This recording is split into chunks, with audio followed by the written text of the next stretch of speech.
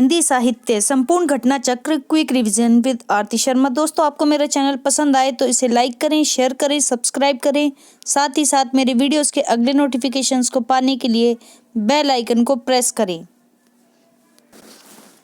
दोस्तों, हमारा आज का विषय है घटना चक्र का पार्ट 33 यानी 33, जिसमें हम करेंगे द्विवेदी युग के आगे के प्रश्न। ठीक है, चलिए देखते हैं। ध्यान दें, चिरगांव किस कवि का जन्म स्थान है? तो ऑप्शन बी मैथिली शरण गुप्त। मैथिली शरण गुप्त का जन्म स्थान है चिरगांव। ठीक है, चिरगांव, ध्यान रखना। अगला प्रश्न है दोस्तों, ध्यान दें, किसान के रचनाकार कौन है? किसान, ध्यान से सुनना, किसान के रचनाकार कौन है? इसका सही उत्तर है ऑप्शन ए मैथिली शरण गुप्त। मैथिली शरण की रचना है किसान। ठीक है, ध्यान रखें। अगला प्रश्न है दोस्तों, रंग में भंग नामक काव्य कृति के रचयिता कौन है? तो दोस्तों, रंग में भंग नामक काव्य कृति के रचयिता हैं मैथिली शरण गुप्त। ऑप्शन सी इसका सही उत्तर है, मैथिली शरण गुप्त। अगला प्रश्न है दोस्तों, निम्नलिखित में से एक मैथिली शरण गुप्त की काव्य रचना नहीं है। नेगेटिव वाला प्रश्न है दोस्तों, नहीं है।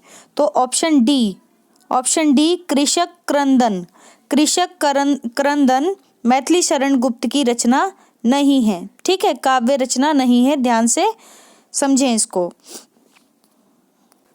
अगला प्रश्न है दोस्तों, मैथिली शरण गुप्त द्वारा रचित जयद्रथ वध क्या है? तो ऑप्शन सी ये एक खंड काव्य है।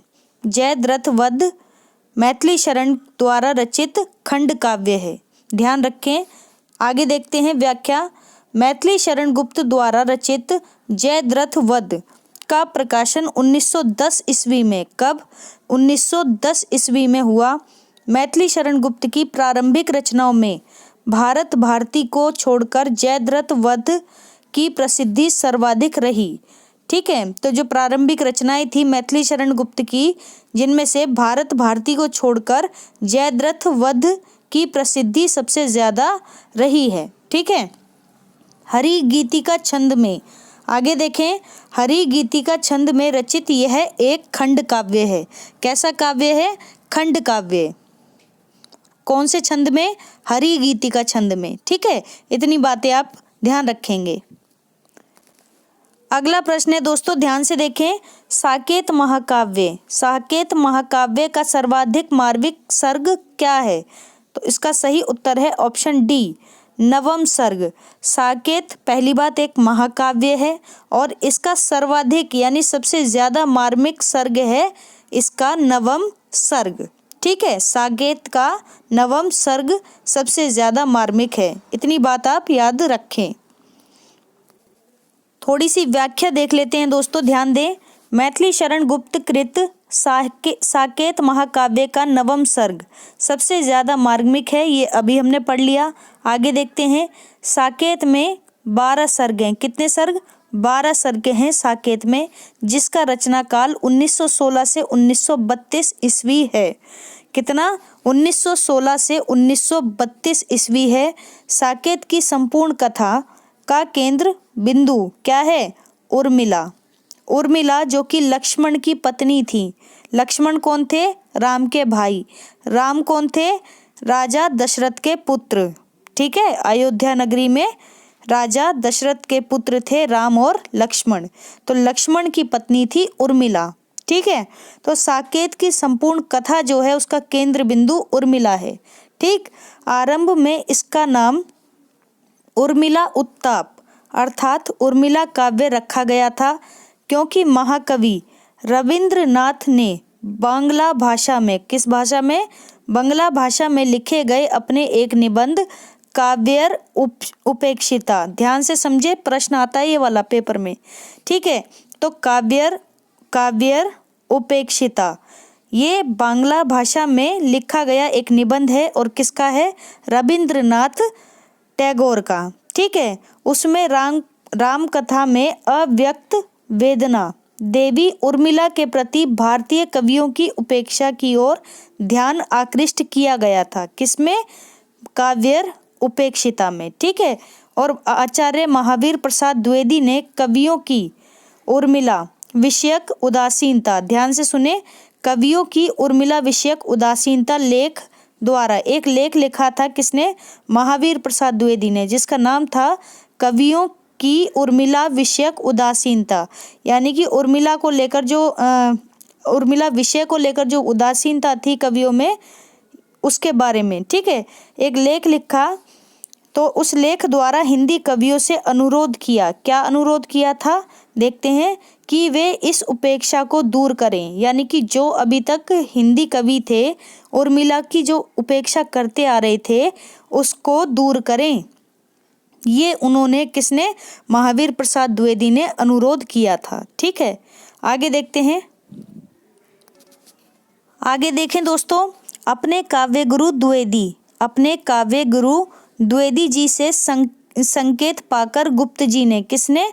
मैथिली शरण गुप्त, जिनके गुरु थे महावीर प्रसाद द्विवेदी, उनसे उन्हें संकेत मिला और उन्होंने साकेत लिखना शुरू कर दिया था। ठीक है। तो गुप्त जी के गुरु कौन थे? द्विवेदी। तो उनके संपर्क में आकर ही इन्होंने साकेत लिखना शुरू किया था। ठीक है। आगे देखते हैं। अगला प्रश्न है, साकेत की कथा का मुख्य निबंध किसके चरित्र विकास से जुड़ा हुआ है? जो साकेत है, मैथिली शरण गुप्त की रचना, साकेत की कथा का जो मुख्य संबंध है वो किसके चरित्र विकास से जुड़ा हुआ है?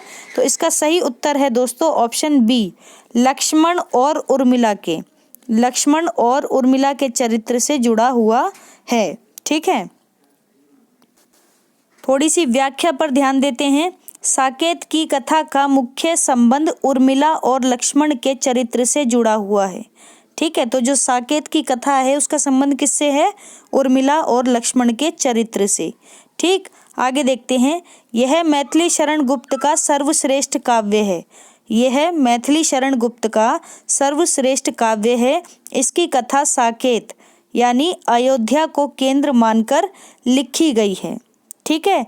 अयोध्या में साकेत है उसको केंद्र मानकर इसकी कथा लिखी गई है। इस काव्य का प्रारंभ अयोध्या के राजभवन में होने वाले लक्ष्मण उर्मिला के विनोद से होता है।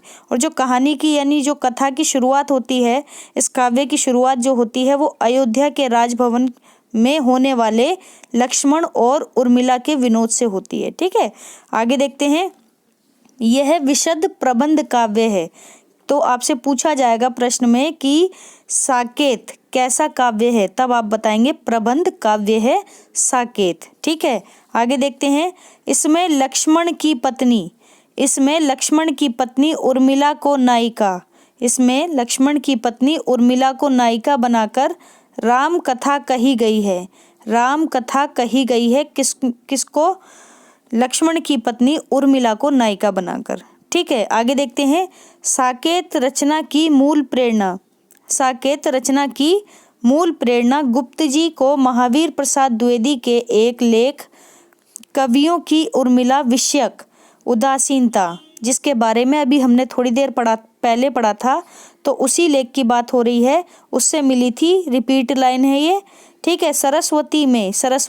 सरस्वती पत्रिका में 1908 ईस्वी की जुलाई में, ध्यान से सुने, 1908 ईस्वी की जुलाई में भुजंग भूषण भट्टाचार्य के छद्म नाम से छपा था।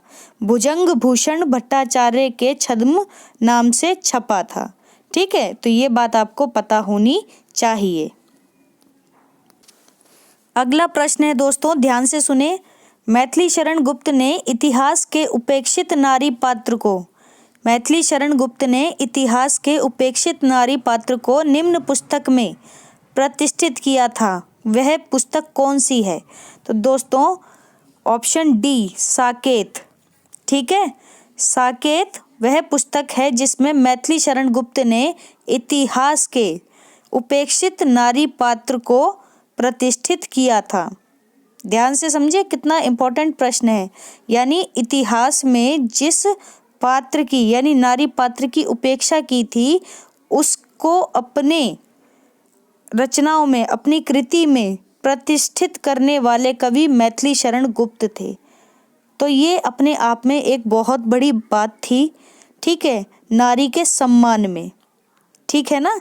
तो ये चीज़ हमें देखनी चाहिए, ध्यान भी देनी चाहिए, क्योंकि रामायण में सिर्फ केंद्र बनाया जाता है राम और सीता को, लेकिन लक्ष्मण के राम के साथ जाने से उनकी पत्नी का क्या हाल हुआ होगा, किस वियोग अवस्था में, किस विरह जीवन में उन्होंने अपना विरह अवस्था में या विरह पीड़ा में जो अपना जीवन व्यतीत किया, वह बहुत ही दयनीय कह सकते हैं आप, दर्दनाक भी कह सकते हैं, जो आपको शब्द ठीक लगे आप उसे समझे। मतलब एक तरह से भयानक उपेक्षा थी वो उर्मिला की, वो कुछ कह नहीं पाई और 14 वर्ष तक वो चली गई, ठीक है। तो वनवास केवल सिर्फ राम और सीता का नहीं था, लक्ष्मण का भी था, ठीक है। जबकि राम और सीता तो एक साथ रहे थे, लेकिन उर्मिला और लक्ष्मण तो बिल्कुल ही अलग हो गए, ठीक है ना। तो किसका दुख ज़्यादा है, यहाँ आप लोग कल्पना करें, ठीक है, अनुमान लगाएं, चीज़ें आपको समझ में आएंगी, ठीक है। अगला प्रश्न है दोस्तों, ध्यान से देखें, द्विवेदी युग के संपूर्णतः प्रतिनिधि कवि कौन से हैं? द्विवेदी युग के संपूर्णतः प्रतिनिधि कवि कौन से हैं? तो ऑप्शन सी मैथिली शरण गुप्त, ठीक है। मैथिली शरण गुप्त जो हैं द्विवेदी युग के संपूर्णतः प्रतिनिधि कवि माने जाते हैं, ठीक है। इतनी बात आप ध्यान रखें, इंपॉर्टेंट प्रश्न है, टीजीटी परीक्षा पुनर्परीक्षा 2004 में यह प्रश्न पूछा गया है, ठीक है। थोड़ी सी व्याख्या देख लेते हैं दोस्तों, ध्यान दें। आचार्य रामचंद्र शुक्ल ने अपने हिंदी साहित्य का इतिहास में लिखा है, क्या लिखा है, ध्यान से सुनेंगे। गुप्त जी की प्रतिभा की सबसे बड़ी विशेषता है क्या? कालानुसरण की क्षमता, अर्थात उत्तरोत्तर बदलती हुई भावनाओं और काव्य प्रणालियों को ग्रहण करते चलने की शक्ति। ध्यान से सुनना, रिपीट कर रही हूँ मैं। गुप्त जी की प्रतिभा की सबसे बड़ी विशेषता है कालानुसरण की क्षमता, अर्थात उत्तरोत्तर बदलती हुई भावनाओं और काव्य प्रणालियों को ग्रहण करते चलने की शक्ति। इस दृष्टि से हिंदी भाषी जनता के प्रतिनिधि कवि ये निसंदेह कहे जा सकते हैं, यानी कि हम निसंदेह होकर कह सकते हैं कि जो हिंदी भाषी जनता के प्रतिनिधि कवि थे वो कौन थे? मैथिली शरण गुप्त, ठीक है, ध्यान रखना। आगे देखते हैं। भारतेंदु के समय से स्वदेश प्रेम की भावना जिस रूप में चली आ रही थी उसका विकास भारत भारती में मिलता है। किस में मिलता है? भारत भारती में, ठीक है।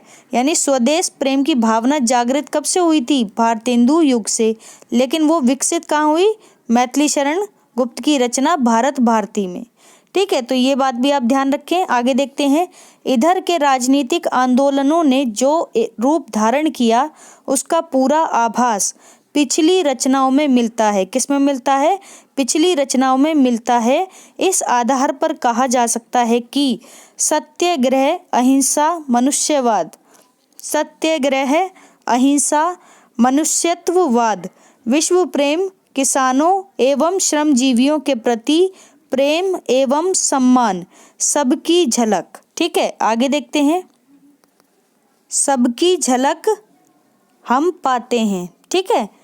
अतः द्विवेदी युग के संपूर्णतः प्रतिनिधि कवि कौन थे? मैथिली शरण गुप्त। जो इम्पोर्टेंट है वो आप इस लाइन में देखेंगे, ठीक है। इतनी बातें आप याद रखें, ये बहुत ही इम्पोर्टेंट प्रश्न थे द्विवेदी युग से संबंधित, ठीक है। तो दोस्तों हमारा आज का विषय यहीं समाप्त होता है। Thanks for watching. अगर आपको मेरे वीडियोस पसंद आ रहे हैं तो इन्हें लाइक करें, शेयर करें, मेरे चैनल को सब्सक्राइब करें। साथ ही साथ मेरे वीडियोस के अगले नोटिफिकेशंस को पाने के लिए बेल आइकन को प्रेस करें। धन्यवाद दोस्तों।